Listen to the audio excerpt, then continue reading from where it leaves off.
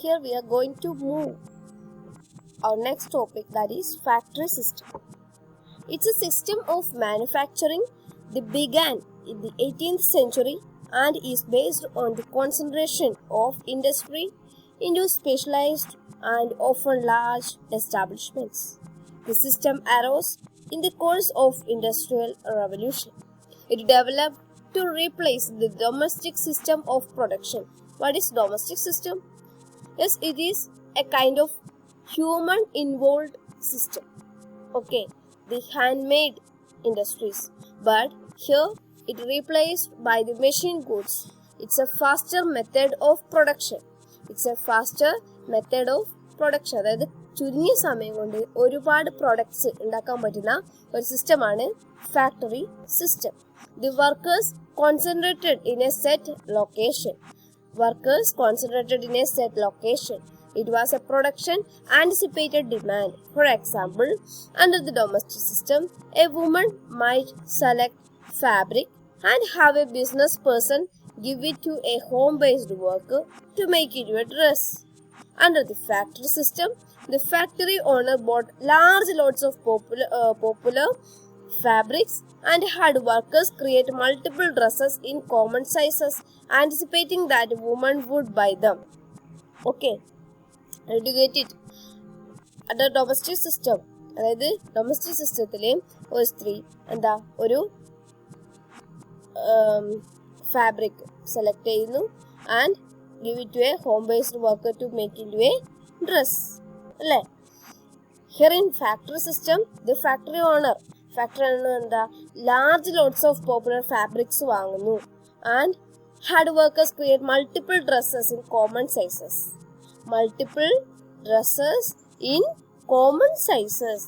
Anticipating that women would buy them.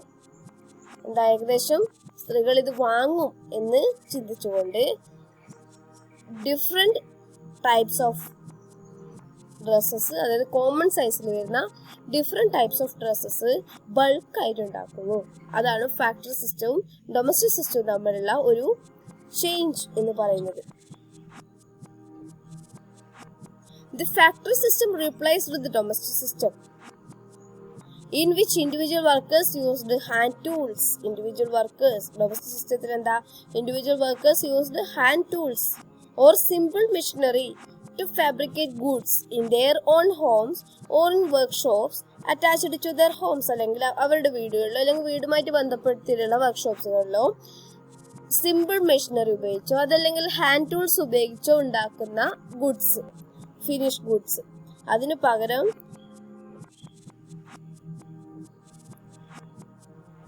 the use of water power and then the steam engine to mechanize processes such as cloth weaving in England in the second half of 18th century marked the beginning of the factory system. Water power അല്ലെങ്കിൽ steam engine ഒക്കെ ഉപയോഗിച്ച് cloth weaving ന്റെ പ്രോസസ്സിൽ changes കൊണ്ടുവന്നു ഇംഗ്ലണ്ടിൽ. ഇതിനെയാണ് നമ്മൾ factory system എന്ന് പറയുന്നത്. The system was enhanced at the end of the 18th century by the introduction of interchangeable parts in the manufacture of muskets and subsequently other types of goods. Prior to this, each part of a musket or anything else assembled from multiple components have been individually shaped by a workman to fit with the other parts. In the new system, the musket parts were machined to such precise specifications that a part of any musket could be replaced by the same part from another musket of the same design. This advance signaled the onset of mass production. അതായത് factory സിസ്റ്റമിന്റെ one of the important impact അല്ലെങ്കിൽ consequences എന്ന് പറയുന്നത്, അല്ലെങ്കിൽ result എന്ന് പറയുന്നത്, അല്ലെ result എന്ന് പറഞ്ഞായിരിക്കും കൂടുതൽ ശരി. റിസൾട്ട് എന്ന് പറയുന്നത് mass production, in which standardized parts could be assembled by relatively unskilled workmen into complete finished products.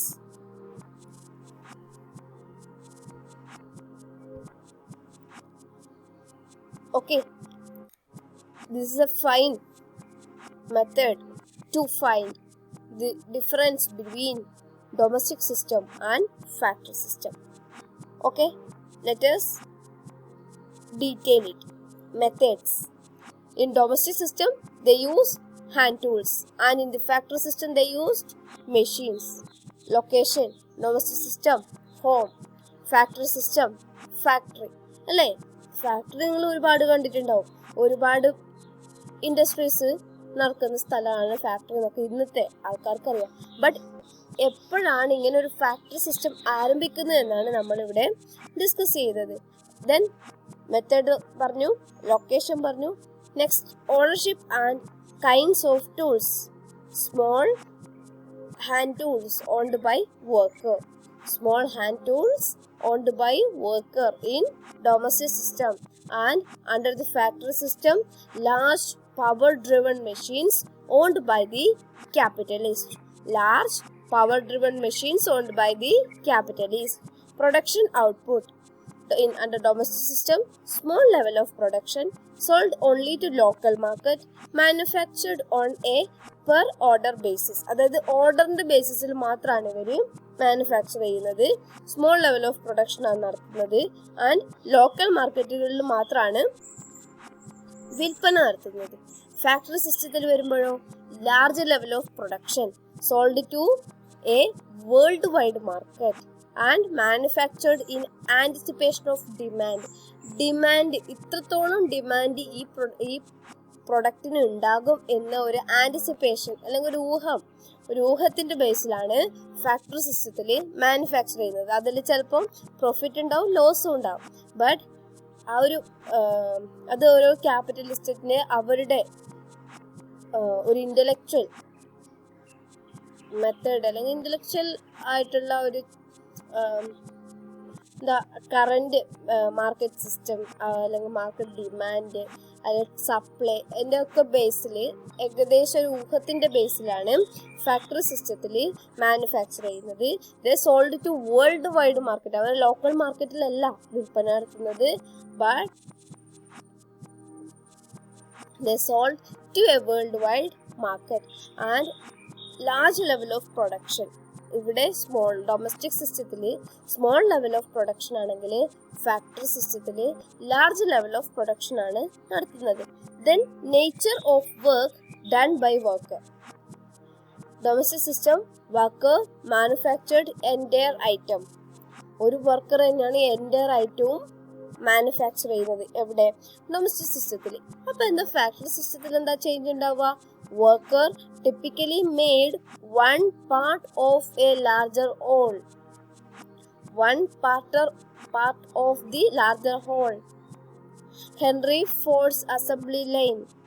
Early 20th century kept workers stationary. Okay. ഇവിടെ എന്താ ചേഞ്ച് വരുന്നത്? ഒരു ലാർജ് പ്രൊഡക്ട്സ് അല്ലേ, അതിന് വേണ്ടിയിട്ടുള്ള ഒരു പാർട്ടാണ് ഒരു വർക്കർ ഉണ്ടാക്കുന്നത്. ഫാക്ടറിയിലെ മെഷീൻ വർക്ക് ചെയ്യുന്നതിന് വേണ്ടിയിട്ട് ഒരു വർക്കർ വേണം അല്ലേ. അത് മെഷീൻ ഉപയോഗിപ്പിക്കുന്നതിന് വേണ്ടിയിട്ട് അല്ലെങ്കിൽ മെഷീൻ വർക്ക് ചെയ്യുന്നതിന് വേണ്ടിയിട്ട് അവിടെ ഒരു ഹ്യൂമൻ ഇന്റർഫറൻസ് ആവശ്യമാണ്, അല്ലെങ്കിൽ ഒരു മനുഷ്യന്റെ ഇടപെടൽ ആവശ്യമാണ്. അത് മാത്രമാണ് ഫാക്ടറിയിൽ ഒരു വർക്കർ ചെയ്യുന്നത്. ദെൻ അവേഴ്സ് ഓഫ് വർക്ക്, എത്ര മണിക്കൂറാണ് വർക്ക് ചെയ്യുന്നത്? ഡൊമസ്റ്റിക് സിസ്റ്റത്തിൽ worker worked as much as Xi or he should and could according to demand.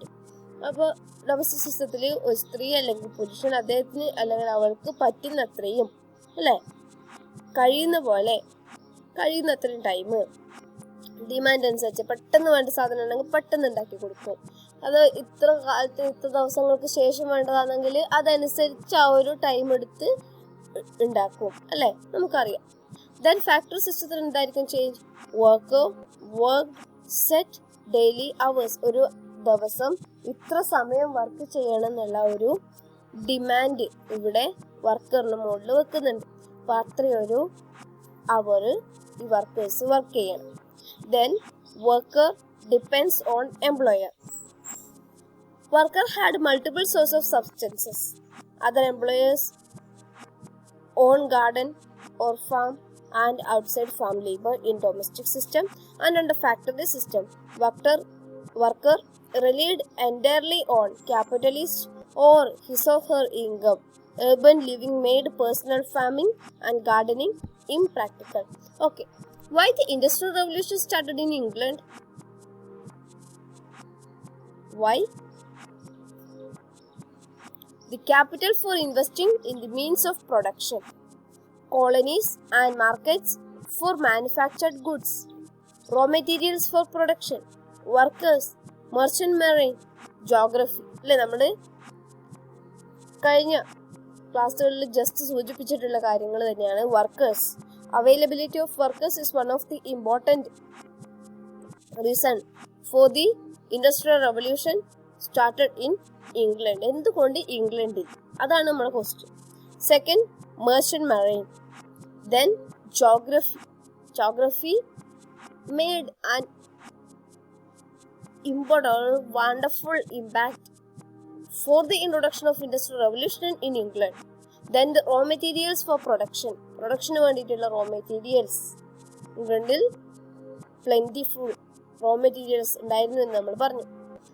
Colonies and markets for manufactured goods, അവരുണ്ടാക്കുന്ന പ്രൊഡക്ട്സ് അല്ലെങ്കിൽ ഫിനിഷ്ഡ് ഗുഡ്സ് വിൽക്കുന്നതിന് വേണ്ടി അല്ലെങ്കിൽ സെയിൽ ചെയ്യുന്നതിന് വേണ്ടിയിട്ട് അവർക്ക് കോളനീസ് ഉണ്ട്, അല്ലെങ്കിൽ മാർക്കറ്റ്സ് കോളനികളിൽ അവൈലബിൾ ആണ്. Then capital for investing in the means of production. ഒരു പ്രൊഡക്ഷൻ നടക്കണമെങ്കിൽ അതിന് ഏറ്റവും ഫസ്റ്റ് വേണ്ടത് എന്താ? മുടക്കുമുതലാണ്. അപ്പോൾ മുടക്കുമുതലും ഇവരുടെ കയ്യിൽ സുലഭമായിരുന്നു. Capital for investing in the means of production. England's resources or capital. Merchants had the capital to invest in the factory system, money to buy buildings, machinery and raw material. Merchants എന്തുണ്ടായിരുന്നു? They had the capital for what? To invest in the factory system.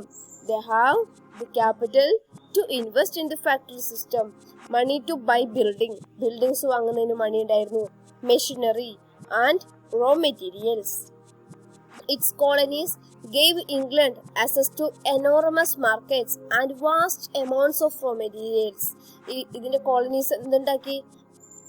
Enormous മാർക്കറ്റ്സും ബ്രിട്ടന് ലഭ്യമാക്കി കൊടുത്തു. കൂടാതെ they gave vast amounts of raw materials and processed the necessary raw materials to create the means of production, coal and iron, etc.